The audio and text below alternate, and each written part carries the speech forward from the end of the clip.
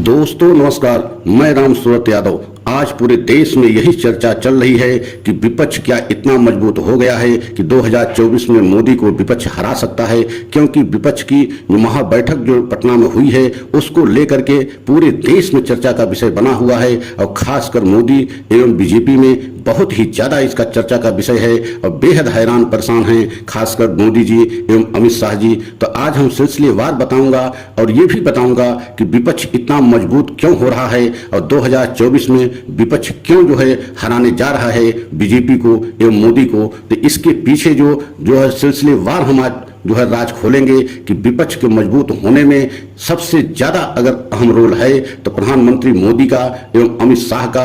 ये दोनों लोगों ने स्वयं विपक्ष को इतना मजबूत किया और कैसे किया, आज इसी विषय पर हम पूरा राज का पर्दाफाश करेंगे और पूरा देश जानेगा कि विपक्ष को इतना मजबूत मोदी जी स्वयं किए और अमित शाह जी किए। पूरी बीजेपी एक तरीके से विपक्ष को इतना मजबूत किया और नहीं तो विपक्ष आज इतना मजबूत कहीं नहीं हो सकता था।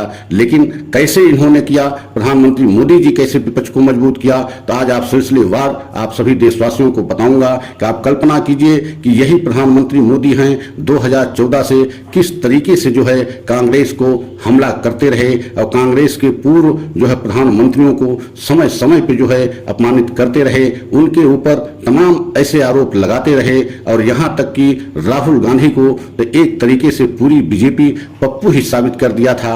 मतलब कि राहुल गांधी एक राजनेता हैं ही नहीं, वह सिर्फ एक ऐसे पप्पू हैं जो राजनीति के विषय में कुछ भी नहीं जानते हैं। यहां तक भी सीमित था क्योंकि 2014 में अगर प्रधानमंत्री मोदी सबसे ज्यादा हमला किया तो गांधी परिवार पे किया और गांधी परिवार को एकदम भ्रष्ट और भ्रष्टाचारी बता करके एक तरीके से सत्ता को हासिल किया। लेकिन आप सोच नहीं सकते हैं कि यही गांधी परिवार मतलब देश आजादी में अहम भूमिका निभाया था और यह बात प्रधानमंत्री मोदी जी भी जानते हैं। लेकिन इसके बावजूद 2014 से लेकर के आज तक सबसे ज्यादा अगर गांधी परिवार पर हमला किया तो प्रधानमंत्री मोदी ने किया और पूरी बीजेपी ने किया।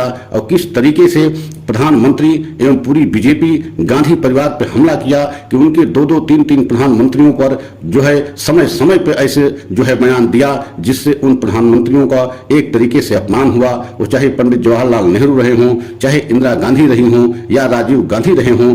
मतलब ये बीजेपी और मोदी जी अमित शाह किसी गांधी परिवार को नहीं छोड़ा। मतलब हर मोर्चे पर हर मंच से उनको अपमान करता रहा। लेकिन हर तो तब हो गई जब यही जो है बीजेपी सरकार ईडी और सीबीआई का ऐसा इस्तेमाल करने लगी कि देश के सभी जो है छोटी पार्टियों को एक तरीके से समाप्त करने का जो है मिशन चला दिया। और यही वजह है कि आप देखा है कि पूरे देश में 95% जो है कार्यवाही ईडी और सीबीआई का विपक्ष के नेताओं पर हुआ। और यहां तक आपने देखा है कि बिहार में एक मीटिंग में बीजेपी के जो है राष्ट्रीय अध्यक्ष जेपी नड्डा ये कहते पाए गए कि हम ऐसी जो है योजना पे काम कर रहे हैं जिससे धीरे धीरे विपक्ष की सभी छोटी पार्टियां समाप्त हो जाएं। और उसी का परिणाम हुआ कि जो है नीतीश कुमार बीजेपी को छोड़ करके आरजेडी के साथ सरकार बना लिया।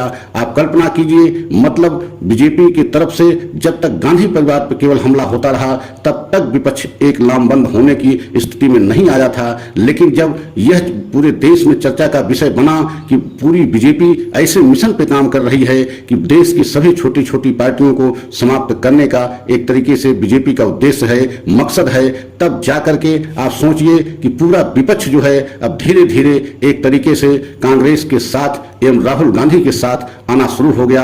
और आपने ये भी देखा कि भारत जोड़ो यात्रा के पहले इन्हीं राहुल गांधी को किस तरीके से जो है एकदम जो है पप्पू बना दिया था खासकर बीजेपी ने। और आपने ये भी देखा है कि भारत जोड़ो से जब से राहुल गांधी की एक तरीके से पूरे देश के सामने छवि अलग उभर कर आई है तभी से जो है बीजेपी एकदम हैरान परेशान हो गई। और आपने ये भी देखा है कि राहुल गांधी जिस तरीके से जनता के लिए महंगाई बेरोजगारी को लेकर के भारत जोड़ो यात्रा के माध्यम से पूरे देश की जनता के सामने 3500 किलोमीटर पैदल यात्रा पूरी किया और सब लोगों के पास जा जाकर के बताया कि ये बीजेपी जो है जनता विरोधी है, देश की विरोधी पार्टी है और यही वजह है कि इतना महंगाई और इतना बेरोजगारी ये सरकार जो है पूरे देश की जनता पर थोप दिया है और पूरी देश की जनता महंगाई बेरोजगारी से त्राहिमाम कर रही है। और आपने यह भी देखा है कि राहुल गांधी को एकदम छवि खराब करने के लिए और राहुल गांधी को एकदम राजनीति से एकदम दूर रखने के लिए उनको किस तरीके से एक तरीके से मानहानि के एक साधारण मुकदमे में जो है 2 साल की अधिकतम सजा हुई और सजा जो है दिलाने वाले कोई और नहीं प्रवेश मोदी जो बीजेपी के गुजरात के विधायक थे। आप कल्पना कीजिए कि क्या पूरे हाई कमान के निर्देश के बिना जो है प्रवेश मोदी ऐसा कदम उठाया, कभी संभव नहीं हो सकता है। मतलब एक साजिश के तहत जो है राहुल गांधी को 2 साल की मानहानि के मुकदमे में अधिकतम सजा दिलाई गई, उनकी सांसदी छीनी गई, उनका सरकारी बंगला छीना गया। लेकिन किसी ने सच कहा है, जब किसी का समय आता है तो उसके साथ कितना भी आप अत्याचार करिए वह अत्याचार भी आपका काम नहीं आएगा। और आज राहुल गांधी के साथ वही हो रहा है कि पूरे देश की विपक्ष की पार्टियां उनके साथ खड़ी हो गई और पूरे देश की जनता उनके साथ खड़ी दिखाई दे रही है। क्योंकि आपने यह भी देखा है कि राहुल गांधी को पूरा विपक्ष के सभी राष्ट्रीय दल के नेता जो है अब राहुल गांधी को एक सर्वमान्य नेता के रूप में एवं अपने मुखिया के रूप में मानने लगे हैं। आपने अभी अभी पटना में विपक्ष की महाबैठक में देखा होगा कि राहुल गांधी को किस तरीके से उनको सम्मान दिया गया और पूरे विपक्ष के एक तरीके से उनको मुखिया माना गया। और आपने यह भी देखा है कि आखिरी में जो है संबोधन करने का समय जो है राहुल गांधी को दिया गया। तो जैसा कि आप सभी जानते हैं कि प्रोटोकॉल के मुताबिक जो है सबसे बड़ा नेता या मुखिया वही होता है जो सबसे आखिरी में संबोधन करता है या भाषण देता है। तो राहुल गांधी को यही जो है सम्मान जो है विपक्ष की तरफ से पटना में महाबैठक में दिया गया। तो आप कल्पना कीजिए कि इस समय राहुल गांधी का कद कितना बढ़ता जा रहा है। और जबकि राहुल गांधी स्वयं जो है कई जो है अपने भाषणों में ये कहा है कि बहुत सारे जो है करोड़ों रुपया जो है बीजेपी ने हमारे ऊपर खर्च किया, हमारी छवि को खराब करने के लिए किया। और आप सोच सकते हैं कि आज बीजेपी अगर जो है ये ढिढोरा पीट रही है कि विपक्ष के नेता सभी एक मंच पर फोटो खिंचाने के लिए इकट्ठा हो रहे हैं, तो बीजेपी शायद ये भी भूल रही है कि इसको लिए जिम्मेदार बीजेपी है। क्योंकि बीजेपी सभी विपक्ष के नेताओं को ईडी और सीबीआई के द्वारा किस तरीके से जो है परेशान किया है, किस तरीके से उनको हैरेसमेंट किया है, ये पूरा देश जानता है। आप कल्पना कीजिए कि यही जो है राहुल गांधी हैं जिनसे ईडी जो है 50 घंटे तक पूछताछ किया। मतलब हमारे देश में आजादी के बाद किसी भी राजनेता से कोई भी एजेंसी 50 घंटे तक पूछताछ नहीं किया था, लेकिन राहुल गांधी से 50 घंटे की पूछताछ हुई। और सोनिया गांधी उस समय बीमार हालत में थी, उनसे भी 3 दिन लगातार पूछताछ की गई। तो आप कल्पना कीजिए कि सीबीआई एवं ईडी का किस तरीके से यह सरकार इस्तेमाल किया।